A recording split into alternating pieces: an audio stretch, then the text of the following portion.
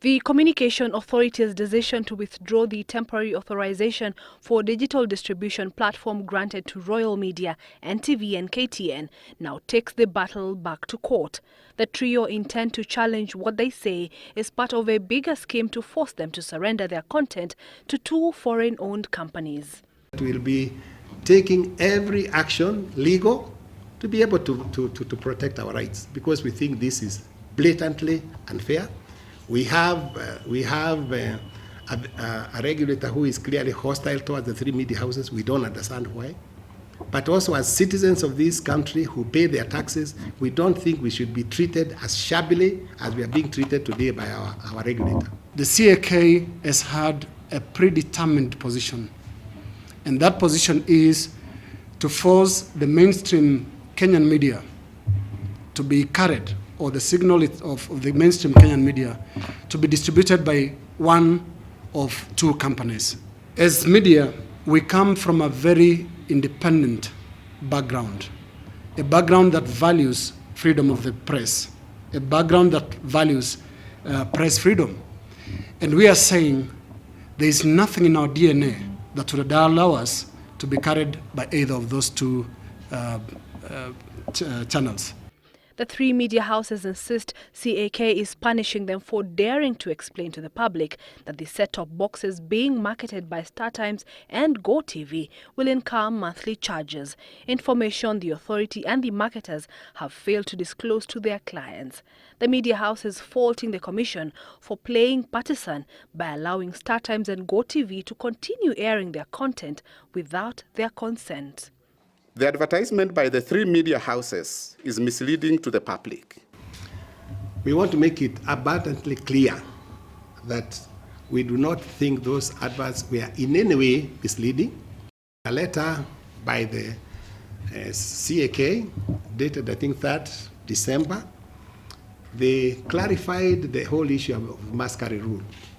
And they also told all the pay TV stations that they needed to get the consent of the content provider to run the content in their pay TV channels.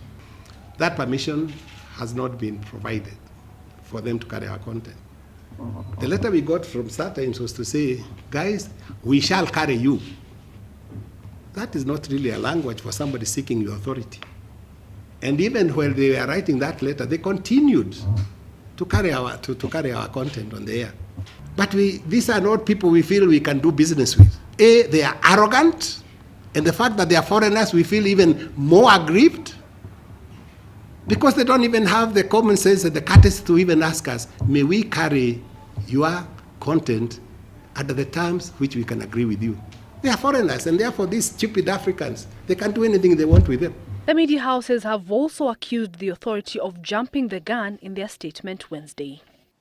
The authority has neither received any application nor granted the type of approval for any set-top box model from the three broadcasters.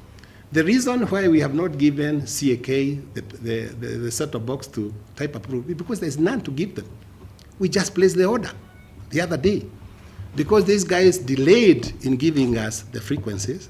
Pang, the Chinese company, was allocated 120 out of a total 211 frequencies, representing 56.7% of the country's digital television broadcasting frequencies.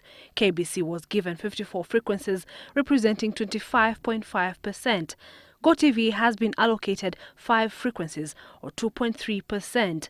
Radio Africa through Lancia, on the other hand, has 11, translating to 5.2%, while the consortium of Nation Media Group, Standard Group and Royal Media Services under African Data Network had been allocated only 21 frequencies, or 9.9% of the frequencies. For example, in Nairobi, in order to be able to broadcast digitally in Nairobi and the environs, you need a frequency in Limuru, a frequency in Naivasha, one in Rehamtula, and one in Machakos, near the Daystar.